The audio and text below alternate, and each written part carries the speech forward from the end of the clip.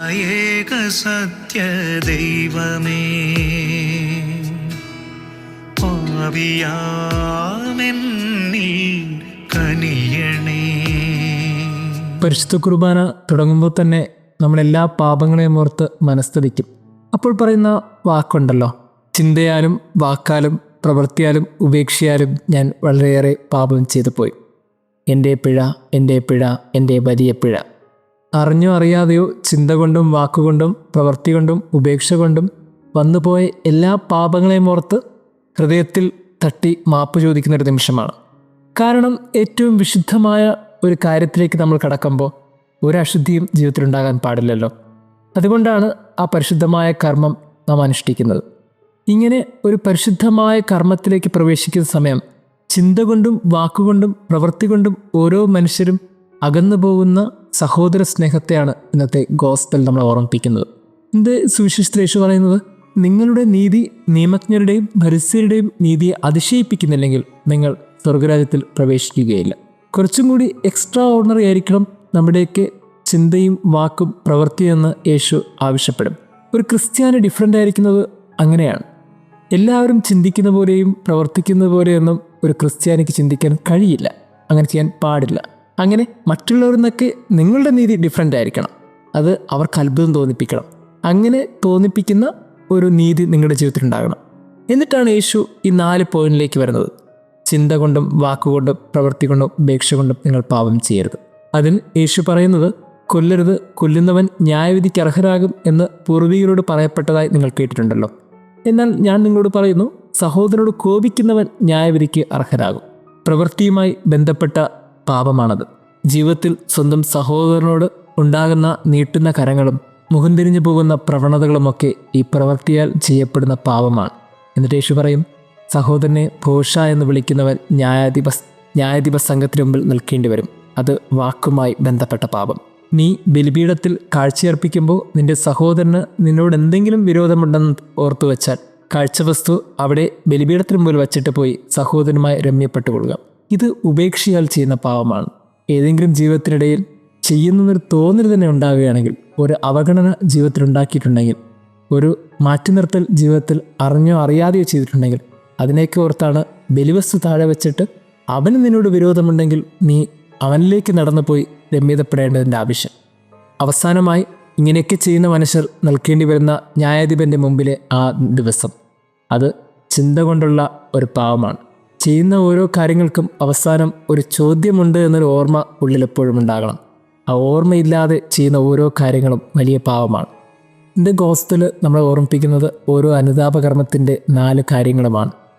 ഓരോ പരിശുദ്ധമായ ദിവ്യബലിയും നമ്മൾ പറഞ്ഞുകൊണ്ടിരിക്കുന്നത് സഹോദരനെതിരെ ചിന്ത കൊണ്ടും വാക്കുകൊണ്ടും പ്രവൃത്തി കൊണ്ടും ഉപേക്ഷ കൊണ്ടും വന്നുപോയ പാപങ്ങളെ ഓർത്താണ്. വളരെ ഗൗരവമേറിയ ഒരു പാപത്തെയാണ് നമ്മൾ ഓരോ ദിവസവും ഹൃദയം തട്ടി മാപ്പ് ചോദിച്ചുകൊണ്ടിരിക്കുന്നത്. പ്രിയമുള്ളവരെ, തപസ്സുകാലം ഹൃദയം തട്ടുന്നത് നിർത്തി ഇനി കുറച്ചും കൂടി ഹൃദയത്തെ ചേർത്ത് പിടിക്കണമെന്ന് തോന്നുന്നു. ഒരു എക്സ്ട്രാ ഓർഡിനറി ആയിട്ട് അനുതാപം നടത്താൻ ഈ തപസ്സുകാലം നമ്മളോട് ആവശ്യപ്പെടുന്നുണ്ട്. സഹോദരനിൽ നിന്ന് അകന്നു പോകുന്ന ഓരോ നിമിഷവും നാം അകന്നുകൊണ്ടിരിക്കുന്നത് ദൈവത്തിൽ തന്നെയാണ്. വിശുദ്ധമായ കാര്യങ്ങൾ ചെയ്യുന്ന ഓരോരുത്തരും വിശുദ്ധമായ മനസ്സോടുകൂടി ദൈവത്തിലേക്ക് പ്രവേശിക്കാൻ നാം നടത്തുന്ന അനുതാപം ഈ തപസ്സുകാലത്ത് ഒരു ഓർമ്മപ്പെടുത്തൽ കൂടി നമുക്ക് നൽകുന്നുണ്ട്. ഇനി ആ അനുതാപത്തിന് ഹൃദയത്തോട് ചേർത്ത് വയ്ക്കാനുള്ളൊരു ബാധ്യത കൂടിയുണ്ട്. അനുതാപകർമ്മം ഹൃദയത്തോട് ചേർത്ത് വെച്ചതാകട്ടെ. ദൈവം നമ്മെ അനുഗ്രഹിക്കട്ടെ. ജീവനുള്ള ഏക സത്യ ദൈവമേ, പാപിയാമെന്നിൽ കനിയണേ. ജനനം മുതലെന്നിൽ അന്തർലീനമാം പാവങ്ങൾ പൂർണ്ണമായി നീക്കേണമേ. ജനനം മുതലെന്നിൽ അന്തർലീനമാം പാവങ്ങൾ പൂർണ്ണമായി നീക്കേണമേ. അടിയൻ തിരുസവിധേ അണയുന്നിതാ. ജീവനുള്ള ഏക സത്യ ദൈവമേ, പാപിയാമെന്നിൽ കനിയ കനിയണേ.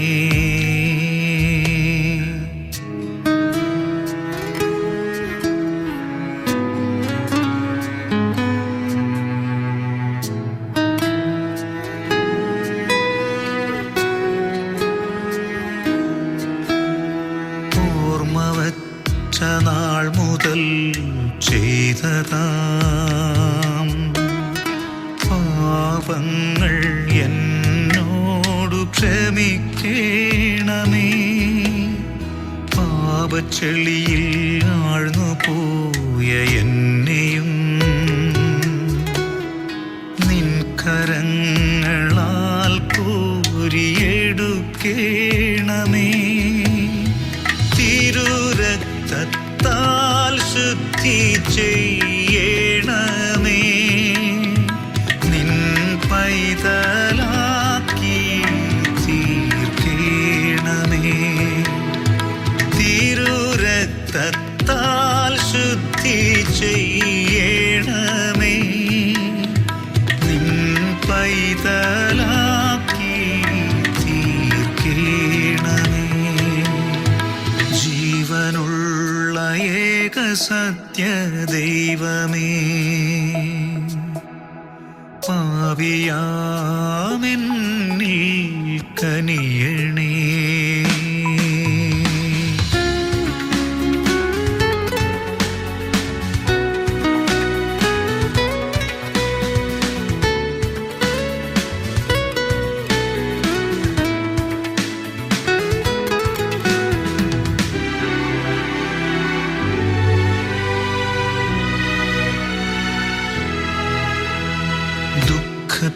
ദുഃഖത്താലുയരുന്നു എൻ്റെ രോദനം,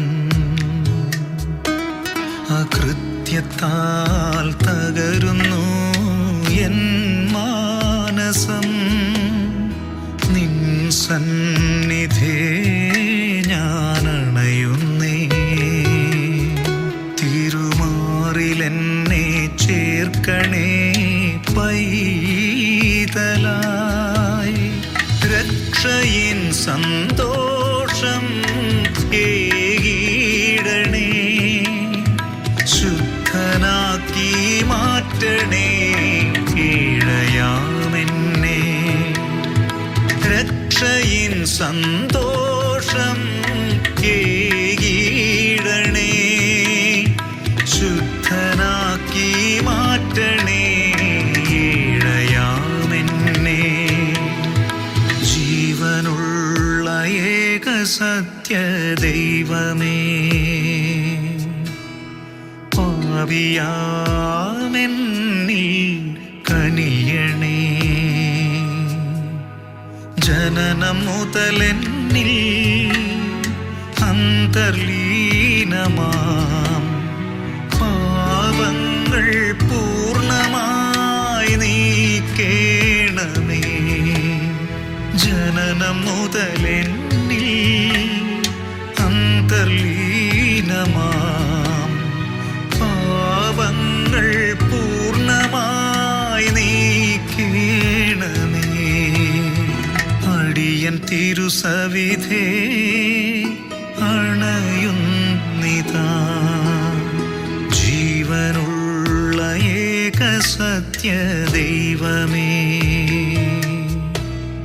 പാപിയാമെന്നിൽ കനിയണേ.